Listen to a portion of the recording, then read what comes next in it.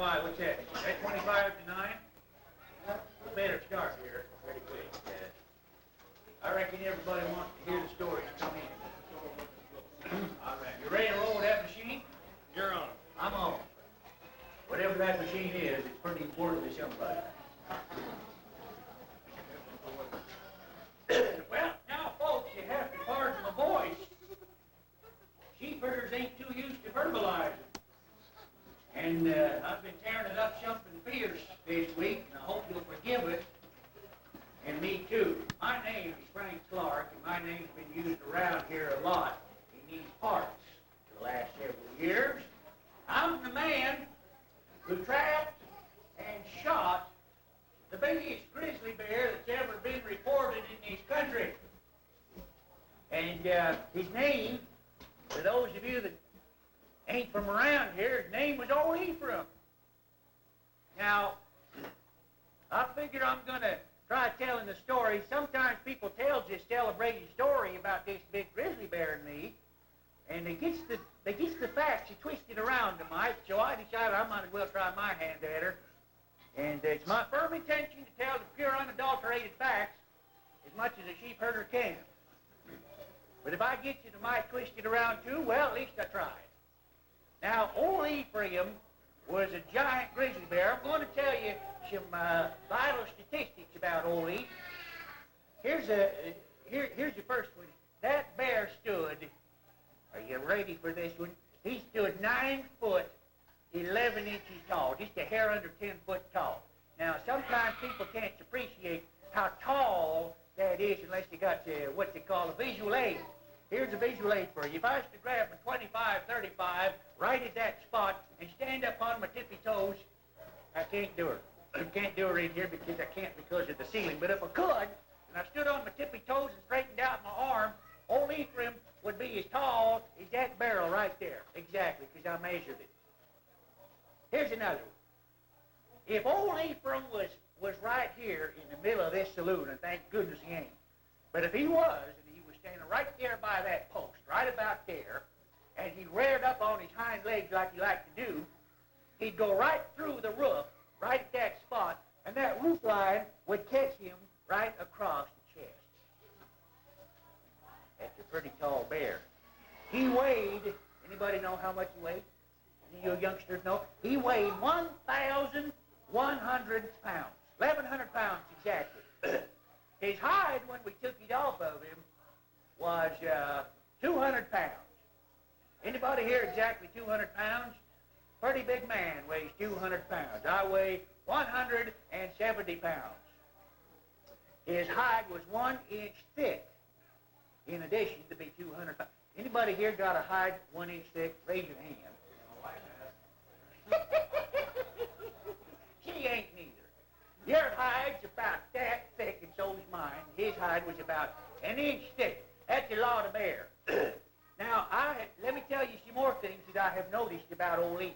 I have seen with my own eyes a 6-inch aspen log that has been chomped off in one bite by a bear 9 foot, 11 inches off the ground, still growing on a tree. I measured it myself. Only one critter could have done it, and it was old Ephraim. I've also seen a 14-foot log that was exactly 12 inches in diameter that has been chawed into 11 separate sections, just like it was chopped with an axe. Only it weren't chopped with an axe because it looks a little different, and I can tell them apart. It also weren't beaver. Don't you go thinking it was a beaver, because I know beaver chawing, and it weren't a beaver. It was a bear. And there's only one bear, to my recollection, that could have done it, and it was old Ephraim. Anybody here know what old Ephraim's first name was? His first name was not old. His first name was Three Toes, or Old Three Toes, if you prefer. That was the first name that he went by around these parts. And then a feller by the name of P.T. Barnum read a story about a giant grizzly bear that was terrorizing some settlers out there in California. He was old Ephraim. And these sheep herders up here in Logan Canyon, before I even got there, decided that's a pretty good name for their bear they was having some problems with. So they renamed Old Three Toes into Old Ephraim. Now, did I ask you why his name was Three Toes at first? Because he was missing one toe right there on one of his front paws, and you could recognize his tracks two ways. Number one, he only had 3 toes on one print, or one track, and the next thing was that it was the biggest thing you ever seen. All right, now when I got to Logan Canyon, Old Ephraim was pretty well established up there. This was in 1911. And up to that point, his range had been from all the way up in Soda Springs, Idaho, clear on down this mountain chain here, clear on down to Weber County, down to Ogden Canyon area. But for the last 10 or 12 years, which is about the time I got there, he stayed, as near as we can tell, right up there in the right-hand fork of Logan Canyon. Now, when I got there in July of 1912, that right-hand fork area up there was the most bear-infested territory that was in the whole state of Utah. We lost 154 sheep in my camp alone that first summer. I don't know what the other sheep herders lost, but we lost 154. There was more black bears and brown bears around there than you could shake a stick at. Weren't supposed to be any grizzly, but we soon found out different. Now, let me tell you a little bit about how a bear kills. A bear, usually when he's killing sheep, will wait until it's almost daylight and the sheep are up and they're starting to graze, but it's still dark. And then they'll go charging out into the herd of sheep, and they swat them on the back as hard as they can. They go through and they swat as many sheep as they can. What that does is that breaks that poor sheep's back, and he can't go nowhere. And he's just laying there kicking and struggling there on the ground, and then the bear comes back at his leisure, see, when he's all done swatting, and he comes back and he rolls that poor sheep, that poor suffering creature over on its back, and he's a picky eater, a bear is. When he can be, he eats just the tender stuff, the brisket and the other. And then that most generally don't kill the bear, or the sheep. He just lays there and struggles while the bear goes off and finds another sheep to terrorize. And, well, there was hardly a morning, up there on the range in my 34 years that I didn't have to go out there with my rifle and put at least 1 or maybe 2 sheep out of its misery every morning. I swore a vengeance on bears. And bears was terrible killers, and finally I did. I got my vengeance. I shot myself. I shot 43 bears in 34 years up there in the right-hand fork of Logan Canyon. And I ate myself a lot of bear meat, too. Bear meat ain't too bad, as long as you don't get a very good look at it before you shoot it. Especially when you skins it. Now, we had us a feller up there, one of the sheep herders, we called him bear meat, because that's all he'd eat. I didn't like it that well, though. All right. Now, I always found it kind of unusual that only 2 or 3 people, to my knowledge, ever saw old Ephraim in all that time he was up there. A huge, hairy beast. Only 2 or 3 people ever seen him. Now, I had the pleasure of getting a few shots off at him once from a great distance. He was too far away, and he was going up the side of a hill with a sheep in his mouth. And I took some shots at him, couldn't hit him, but I hit close enough on the ground around that I made him drop that sheep and scamper for cover. Now, that's the last time I ever seen him for quite a while, but I had a friend named Sam Kemp that seen him. Sam Kemp is a good friend of mine from over in Portage, Utah. And he was a sheep herder up there in a camp somewhere adjacent to mine, usually. And old Sam was walking up the trail, minding his own business with his rifle in his hand like so, and he rounded a corner, and there he stood face to face with not a brown bear or a black bear, but a grizzly bear staring right back at him. And it was old Ephraim. And old Ephraim reared up on his hind legs, and Sam all of a sudden was looking up at him just like that. He told me later that he was absolutely paralyzed with fear. He could not move a muscle. He had his rifle in his hand just like that, and for some reason the muscles wouldn't work, and he couldn't raise his gun and fire. Folks, that's probably the only thing ever saved Sam's life. If he'd have raised his gun and fired, that would have been the last thing he done. And so he done the only thing that saved his life, I figure, the only smart thing. He started to back it away real slow. You know what Eve done? He got back down on 4 feet, And he started walking away slow, too, and they parted company friends, so to speak. I always wanted to ask old Sam if when he got back to his tent that day, he didn't have to change his linen. But I never did. Well, Eve was killing a lot of sheep, and our sheep herders was getting pretty spooked, and we was having a hard time keeping them. They was quitting on us left and right. And between those two things, we decided something really had to be done fast. And so we set out, everybody trying to trap him and shoot him, and that bear was, he was just too smart for us. He was a smart one. And then one day, this was in August, let's see, this was in 19 and 14. That's what it was, or was it 13? No, it was August in 19 and 14. I happened to have a stroke of good luck. I ran into his bear wallow. Now, does anybody here know what a bear wallow is? What's a bear wallow? What's a bear wallow? Nope, not a den, not a den. What's a bear wallow? That's right, it's a big old mud puddle. It's a bear's bathtub is what it is. What a bear will do to cool off is he'll go up by a creek or a spring, and he'll drum himself out. He'll dig out with his paws a depression in the earth, and then he'll siphon water out of the creek or the spring into that bear wallow, and he'll take a bath in it, roll around in the mud, keeps the bugs away from him, and cools him off, and then he goes away for 3 or 4 days. Well, this bear wallow couldn't have belonged to any other bear because, folks, it was 15 foot in diameter, and it was 2 foot deep. It was huge for a bear wallow, and I know that no other bear is going to touch anything belongs to old Ephraim. And I can see those 3-toed prints all over the place. I know it was his. So what I done is I figured I was going to trap him. So what I done, I went back down and I got myself a 23-pound bear trap, just like this one right there. And I clamped it open with my clamp, and I slid that bear trap down into the water of that bear wallow. And I looked down in there, and the water was muddy. And I could hardly see that bear trap. Bears ain't got very good vision. They got good smell, but they don't see too good. So I figured that was good enough. And then I took this chain right here, and I attached it, this ring, to a timber chain, a big old timber chain, and I stretched that timber chain over to a log that was 9 foot long and 14 inches in diameter.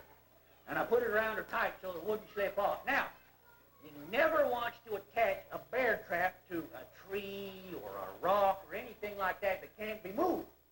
Because if a bear figures he ain't going nowhere, just like a lot of critters, he'll chaw off his hand or he'll break off his paw right there in the trap and get away from you on 3 feet.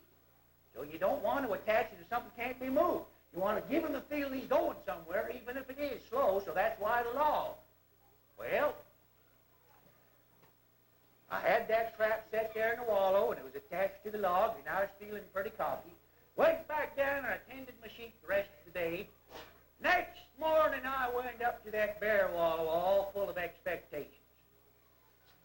And there sat the trap. It had been pulled up onto the bank of the bear wallow, and it hadn't even been snapped shut. It was still open. That's a pretty soft touch for a pretty smart bear. You know, folks, if these cat and mouse games went on for 10 years, me trying to trap that bear, and he was always too crafty for me, and I never did get to see him. He'd always come by, pull that trap out, not spring it shut, take his bath and go on his business, telling sheep, come back every 3 or 4 days and do it all over again. I was getting pretty discouraged after 10 years. Till finally one morning, this was in August 20th, 19 and 23. I was feeling pretty discouraged when I went up to check the trap again, knowing what I was going to see. Sure enough, I got up there to the wallow. There sat the trap up on the bank of the wallow just like before, but this time it had been sprung shut. Eve had been clumsy just one time. That was the kind of encouragement I was looking for. I took fresh hearts. So what I'd done is I went into the details. I clamped that trap open again, And this time, oh, I forgot to tell you, that snapping that trap shut must have spooked old Ephraim something fierce, because you know what he did? He dug himself a new bear wallow. Must have kept him up all night. He went down below the old wallow, and he drummed himself out a brand new one, the same size, and he siphoned the water out of the old one into the new one. And then he took his bath in the new one, and went his way again. So this time I went into the details. I took the trap that I'd opened up, and I slid it back down into the new bear wallow. And then I looked, and I could hardly see it, but I didn't want to see it at all, so I really went into the details with a stick. I got in there, and I started to stir in the mud, and a stirring, and a stirring, and a stirring, and it'd go on up into the water, and then it'd settle down over that trap, you see. And I kept on doing that until I looked, and I couldn't see that trap no how. I was satisfied. Then I done the same thing with the chain. Well, I covered up that chain with silt and with mud and dirt, and when it came up out of the wallow there, I went and I got a brush, and I covered that chain up nice and natural looking like, covered that chain all the way up to the log, and then I covered the whole log up so as to look at it, you couldn't tell there was nothing metal or man-made there. And then I wasn't satisfied. I got myself some more brush, and I made a broom, and I started sweeping and sweeping all over there so you couldn't see none of my tracks nowhere. And I was satisfied. That was on the morning of August 20th, 1923. Went about my business and tended my sheep for the rest of the day. That night, I got all the chores done. Everything was fed. I was fed. My little dog, Jenny, was fed. She was asleep on the bedroll in the corner of the tent. And we used a tent when we went up high because we didn't use the wagons. So we was in a tent, I remember. And Jenny was asleep. And I was out there. It was a starry night, as I recall, and there weren't no moon. It was plenty dark. Plenty of stars, but no moon. And I could hear the bells around the horses' necks tinkling down in the meadow. Finally, I went to sleep. I figured I'd been to sleep in my bed about 2 hours. And I got woke up by the most hellacious noise I have ever heard in my life.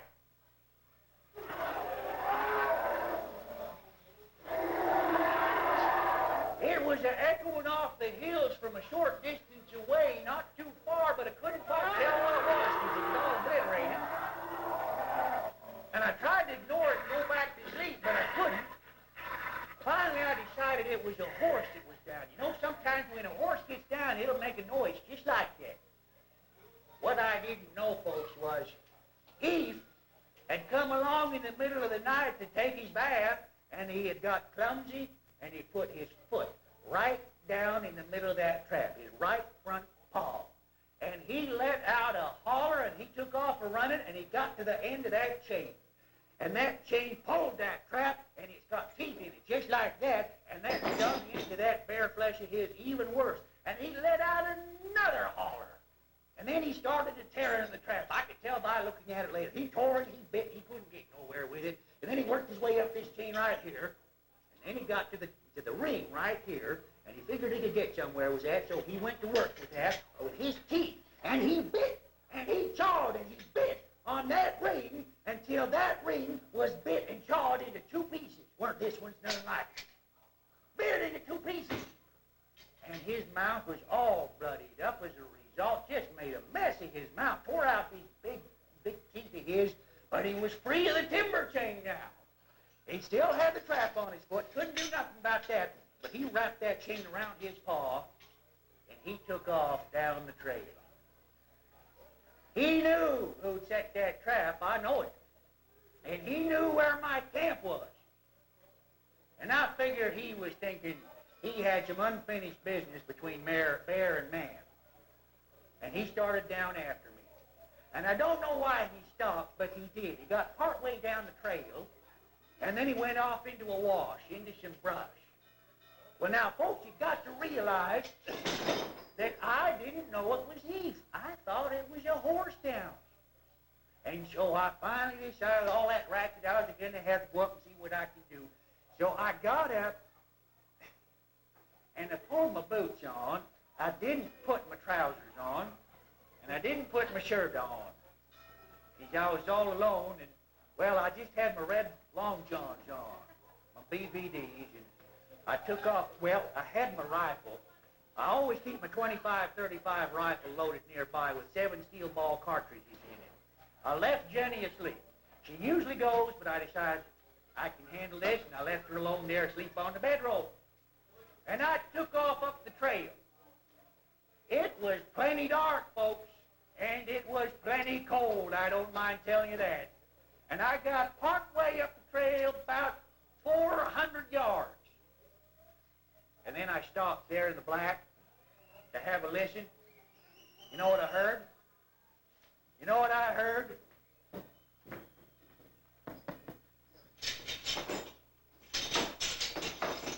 Along with that bear growling and putting up all kinds of racket. Only it wasn't coming from ahead of me. It was coming from behind me. That's when I realized that it wasn't a horse down, that it was Eve. And I had passed him on the trail in the dark, about 10 foot away from him. Just waltzed right on past him. Well, what was I supposed to do? There it was pitch black, and he was between me and my tent. I couldn't turn around and go back. I'd probably run right smack into him. So I done the only thing I could do. I crawled off the trail and up onto the side hill just a little ways, and I scrunched down there, up on that side hill there in my long johns, carrying my rifle, and I stayed as warm as I could. I don't mind telling you folks, I was a-shaking. I was shaking something fierce, and most of it was from fear. And I spent all night listening to that bear complaining and rattling that chain. It was one awful night. Finally, when dawn finally approached, no Indian ever went on the attack with more joy than yours truly here. I decided I'd had enough of this, and I wanted to finish business. So I went back down onto the trail, and I looked down in the brush, and I figured I knew where he was. Couldn't hear him no more, but I knew where he was. So what I done, tried to spook him out. I got myself some sticks, big old sticks, and I started chucking them down into the brush there where he was. He got out. He got out the other way, and he worked his way down that wash through that thick brush. And I got my 25-35, and I started trailing and tracking him, and I tracked that bear all the way down to my tent. That's where he stopped, was right there in the vicinity of my tent, but he was down in the wash in that brush still. When I got down there, I looked, and I could see in a tiny little clearing there, just this much brown fur right here on the top of his back or his shoulder.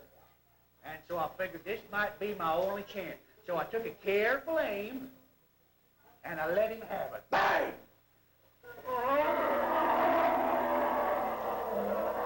And then, ladies and gentlemen, for the biggest thrill of my life, that bear reared up on his hind legs, and I seen it for the first time. And even though he was down in the wash 4 foot below the trail I was on, I was looking up at him just like this. He was standing on his hind legs, and he had that trap on his front paw still wrapped around his front forearm there, and he had him up over his head like that. He could have got away by going straight ahead, but he didn't. He didn't want to. He knew what he wanted. He turned around, and he looked right at me, and he started to waddling for me, something like this right here. Folks, I stood there on that trail, and my feet grew roots. I couldn't move. I couldn't move a muscle. I stood there just like this, and that bear was waddling closer and closer to me, and I could see his face was all bloodied up from chewing on that trap. It was a fearsome-looking sight. And he had a little bit of blood up here. He got 6 foot away from me before I had presence enough of mind to raise the rifle up and shoot him again. Bang! And he staggered back. The bullet hit him right here in the chest, and blood was spurting out. And then he started for me again. And so I fired again, and again, and again, and again, 4 more times. Each time, the bullets hit him right here in the chest, and more blood spurted out. His fur was just covered with blood now, and blood was spurting out of his nose when he breathed and when he growled. But he just kept on it coming. He should have gone down. That bear would not go down. And he got right there to that 4 foot embankment. And I stood stood right there with one bullet left in my gun.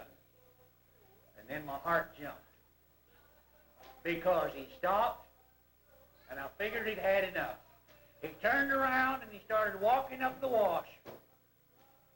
And then about 20 foot up the wash, my heart sank again, right down to the heels of my boots. Because I seen what he was doing.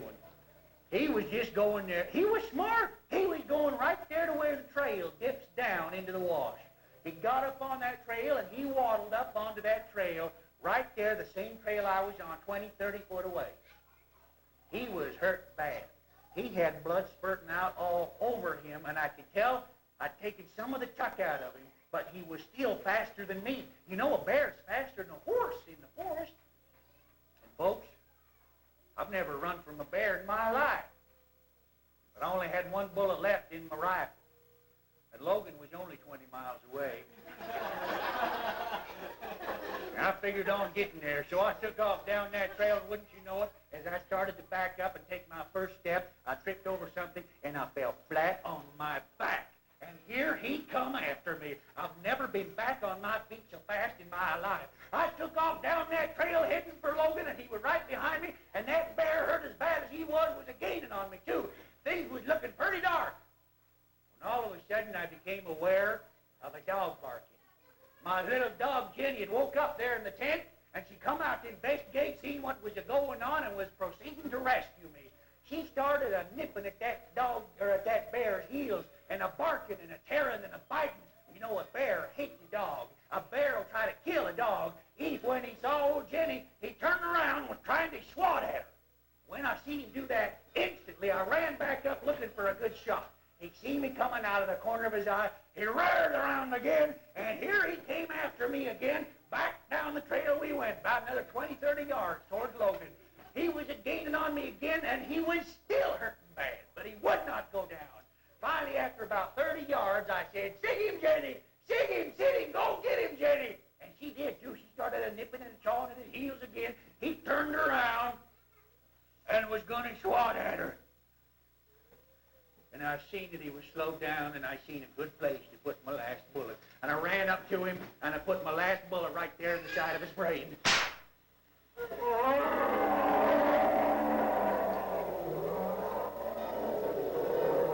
That bear hit the ground, pitching forward with a crashing, thunderous thud, shook the whole ground. When I seen him go down, all of a sudden my feet, my legs, my knees wouldn't hold me up no more. And I went down, too, right onto my knees, and I sat right there, and I watched for the longest time that magnificent spirit trying to leave that huge body. Finally, when it was all but over after the longest time, he reared his head up a little bit, and he rolled it around slow like. And he looked me right in the eye for a second, and then he dropped his head, and it was all over. Now, folks tell me, they ask me, "Was you happy?" No, I wasn't happy. I was glad it was over. I was glad it was over. I didn't mind killing him, but still, he was one of God's creatures. And he was a-doing what come natural to him. But he was a sheep killer. A bad one. He had to be put away. Well, when I finally found my legs again, I was craving human company, something awful. And so I got up and I found a horse that hadn't been scared away. She was hobbled and on her back down in the wash. So I freed her up and I climbed on. And I rode over 3 miles to Joe Brown's sheep camp, and I had breakfast with Joe and told him the story. Well, after breakfast, we saddled back up, and we took off back over to my camp, and when Joe seen that bear laying there on the ground, he wouldn't get off his horse. I convinced him he was dead, and finally I talked him down. And we got off, and we skinned old Ephraim out.